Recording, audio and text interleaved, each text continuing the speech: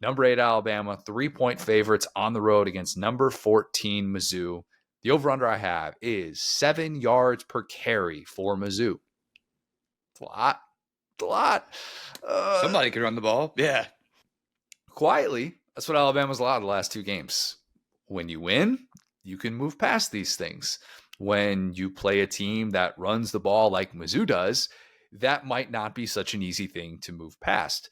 This is your last chance, folks listening to this show, who I think know this name, but if you have friends that talk about college football that don't bring up these people, talking about, oh, this guy's a favorite for the Heisman Trophy, and they're not talking about it.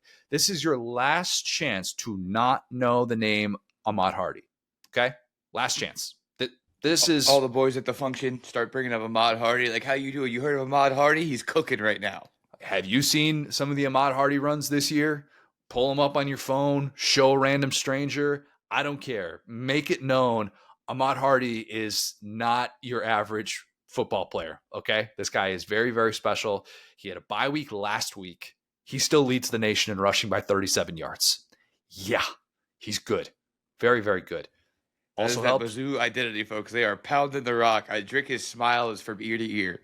Jamal Roberts averaging 7.3 yards per carry as well for this team. So it's not all just Ahmad Hardy, but Bo Perbula, he is still a threat with his legs. We said after the opener, he's probably not going to last this long if he doesn't learn how to protect himself. And fewer design runs would make more sense for him. 4 design runs in the opener, just 4 since, 1 per game. So they've really kind of taken that to heart. Averaged 3 scrambles per game. It's a 3-headed rushing attack similar to A&M in some ways. The production is similar to, interestingly enough, Florida State. Florida State is the only power conference team who averages more rushing yards per game than Mizzou. But Mizzou runs it 49 times per game, and that is the most of any power conference team, just a little bit more than Florida State. Would expect that they will stick with the run more than Vandy did last week, who had 112 rushing yards on 5 carries in the first quarter, but then only ran the ball 14 more times in the last 3 quarters of that game. That is what makes this, even more than the Georgia game, even more than the Vandy game, even more than the revenge that they were seeking for Alabama. This is the ultimate how much have you moved past Florida State game for Alabama, okay? Just go out and beat your 3rd-ranked team in as many weeks. No big deal. That's what you're asking Alabama to do and to correct its biggest area of weakness. Will, do you know how many times during the Saban era Alabama beat 3 consecutive AP top 25 teams without any sort of bye week or anything like that or extra rest in between? I feel like if it's trivia, it's a lower number. So I'm gonna guess 0. 1.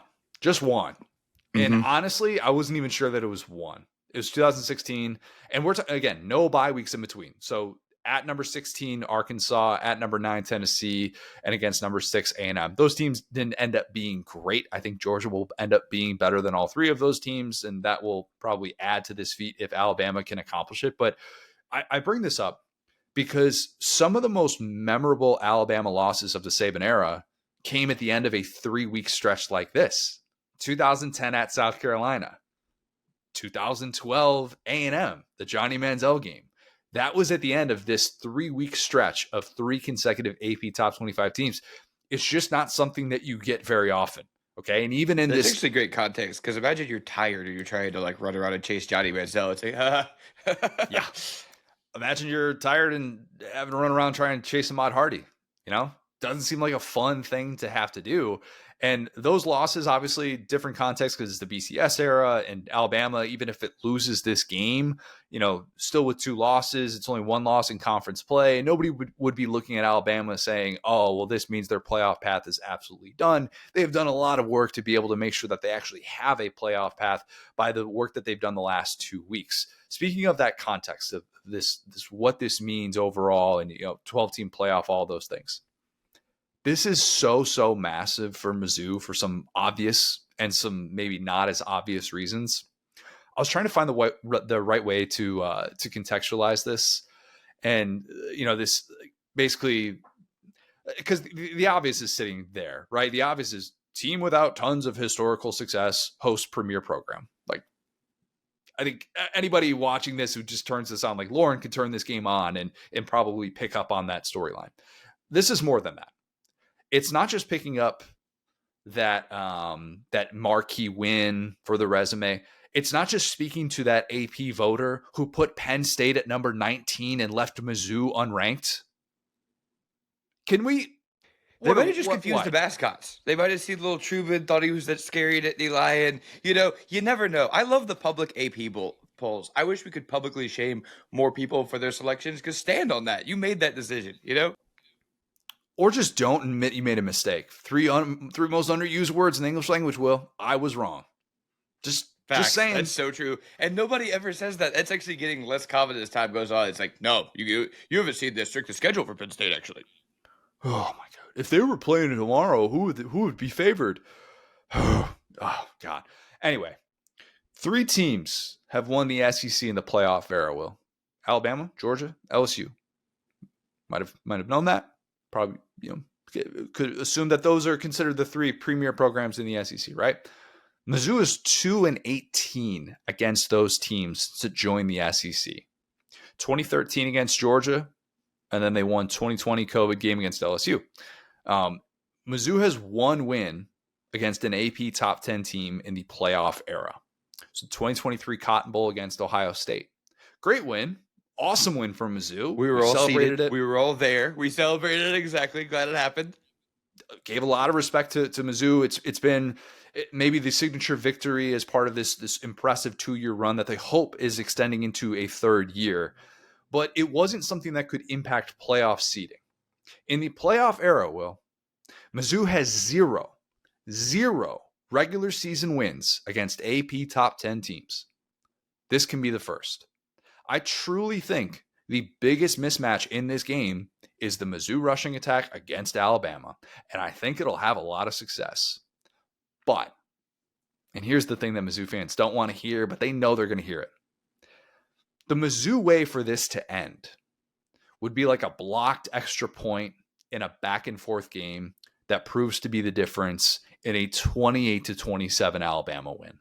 And that's what I'm going to predict. I think that's how this plays out for an Alabama team that would like to lean more on Ty Simpson than Jam Miller against the nation's top run defense. Because if you haven't been watching Mizzou, yes, they have the nation's top run defense. I think this adds to the notion that Ty Simpson is progressing and becoming a very, very special player in this Ryan Grubb, Kalen DeBoer offense.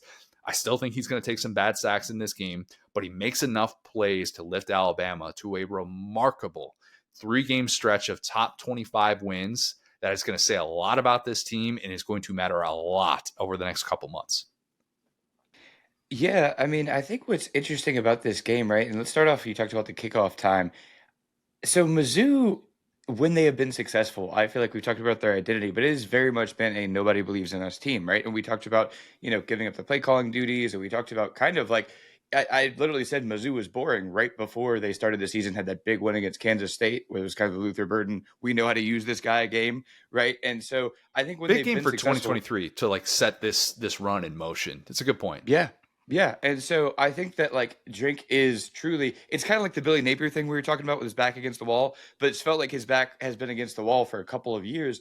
And when those expectations have been high, like last year, maybe it hasn't played out the same way, but like talking about the kickoff time, it's like which team is playing their game or which team is comfortable with the environment. For Mizzou, they're used to being doubted. They're used to having their games stuck at noon. I'm actually pretty sure that LSU game, that the only loss they have at 11 a.m. this run was an 11 a.m. kickoff. And I remember watching that game and being like, what? This is such a great game. Why are we doing this? So Mizzou has been perpetually slept on. That's part of their identity. I think Alabama is used to, going into Athens, going to Sanford Stadium, having the big light show, having like waiting all day, having that timing. Whereas these Mizzou players have kind of dealt with this over the course of like their time there.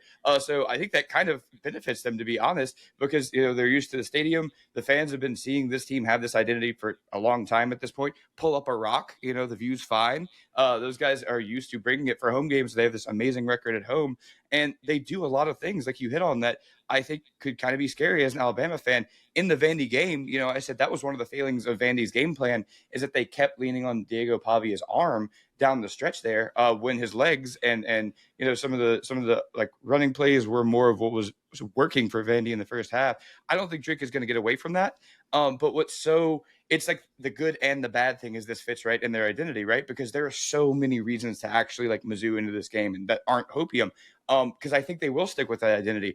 It's funny you talked about FSU versus Mizzou. That is so fitting of both Drink and Gus Malzahn that one team is calling more run plays, but one team is ending up with more success. Gus Malzahn just kind of shows up and goes by vibes, but Drake is going to pound that rock. And if he gets away from that, it would be so shocking to me. That being said, unfortunately, I think we are getting to this point where you can kind of plan on the weird bad play for Mizzou in these bigger games. I think it's just enough data, like I said, over the last couple of years. So I think we're going to like what we see out of Mizzou. I hope so. I hope we see that kind of progression, that we're really seeing the style of offense that Drink wants to run here with the running quarterback that really fits his vibe with the two great running backs. Like you hit on the three-headed rushing attack. But at the same, like, I think on paper, this is a game that Mizzou should win, but under Kalen DeBoer, Bama has found a way to make the most ridiculous good play you've ever seen, and Mizzou has found a way to make the most ridiculous bad play you've ever seen. So I hate to simplify it like that, but I could just so clearly picture it's 4th and 1, Caden Proctor carry for 1.5 yards, and like, oh, we don't get the ball back. And I hate to say that, Mizzou. I hope you guys prove me wrong, but I really have picked you guys a lot in these big games. And I just find myself like, you guys had such a good game plan. You did 99%, right? Just turn the test in. So again, hopefully I think it will be a great game. And obviously, for our jobs, I always try to pull for an upset, but I think with what we've seen out of DeBoer, guy is just a machine. He's kind of gotten the road warrior, like that curse off of his back where he could only win at Bryant-Denny after winning, at Stanford, like we talked about. So I think this team is battle tested. And I mean, hey, who knows better than me how to overcome a bad loss against Florida State? It can be done. He is right now 17-3 against AP top 25 teams. Yes, he's also Nuts. Yeah, it's crazy. I mean, he's 3-5 away from Tuscaloosa during his time at Alabama. Come on, don't worry about it. Semantics. Right?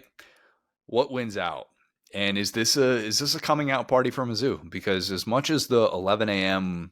window frustrates you, it is an opportunity for everybody to be watching your game and to be watching a top 25 game in which you can pull off one of these victories. And all of a sudden you're looking at the remainder of that schedule going, guys, Mizzou has a path to Atlanta. You got to win this game to have that path.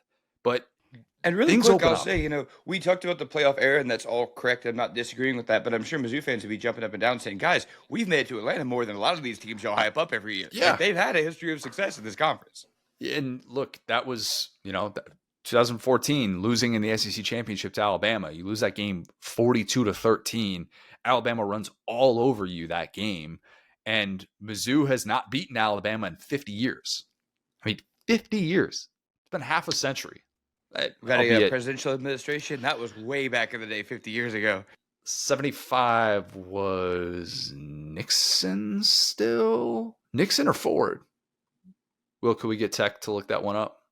I think it's Nixon. 75's got to be, right? Google's AI is saying Gerald Ford, who was 74 to 77. So that was the Gerald Ford administration. Famous football guy. Yes, famous Michigan man. One Gerald Ford is. Yeah, look, for all the reasons that I laid out of why Mizzou can lose this game and just find a way to have something go poorly, it would be that much more impactful if they were able to win this game. And all of a sudden we're talking about Mizzou getting in the top 10, which I realize they've been the last 2 years. So that's not the end all be all, but it's being in the top 10 with a proven identity that just went out and did something to an Alabama team that everybody is now respecting. This would be totally different if this were week 3 or even week 4, but the context of who Alabama's been, how battle tested they've been so far, would add so much credibility to what Mizzou has built this year. I hope we get a really good game to be able to kick off the day.